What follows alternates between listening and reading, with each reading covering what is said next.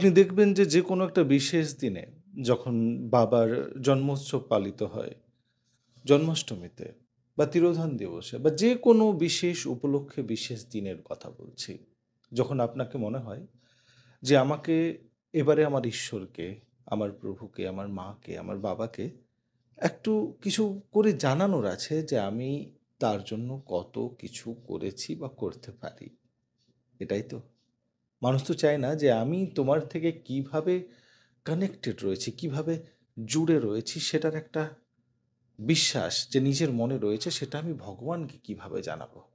এটার জন্যই সে একটা বিশেষ দিনে সে এটা চেষ্টা করে যে সেই প্রভুকে, সেই মাকে, বাবাকে একটু উপাসনা করুক। একটু মনকে এই অবস্থাতে নিয়ে যাক যেখানে সে উপাসনার জোরে ভগবানকে প্রসন্ন করতে পারুক।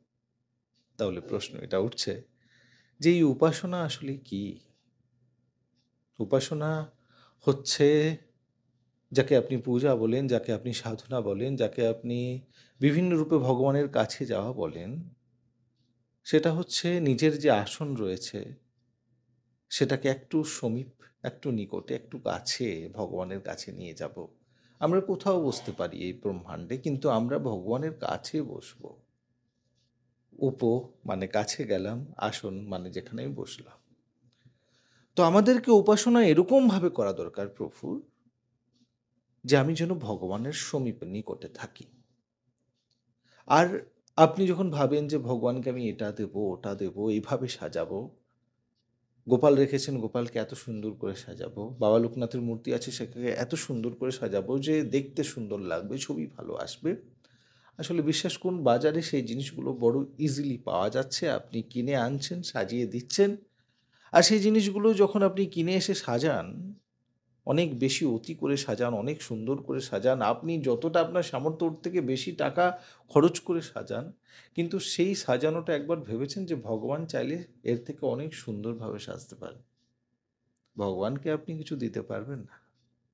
ভগবানকে কি দেবেন? ভগবানকে শুধু একটা জিনিস বলবেন যে, "त्वमेव माता च पिता त्वमेव, त्वमेव बन्धुश्च सखा त्वमेव, त्वमेव विद्या द्रविणं त्वमेव, त्वमेव सर्वं मम देव देव।" তুমি আমার সবকিছু। এবারে তোমাকে আমি কি দিয়ে সন্তুষ্ট করলাম, কি দিলাম, কিভাবে পুজো করলাম, অনেক রকমের সমস্যা আসতে পারে সেটাতে। কিন্তু সেই সমস্যাটাকে নিয়ে নিজের পুজোতে, নিজের ভক্তিতে, নিজের মননে, নিজের চিন্তনে, নিজের ধ্যানে কোনো রকমের কোনো বাধা বিঘ্ন যেন না আসে। ভগবানকে সবসময় সন্তুষ্ট করার জন্য সাধনের প্রয়োজন হয় না, সাধনার প্রয়োজন হয়।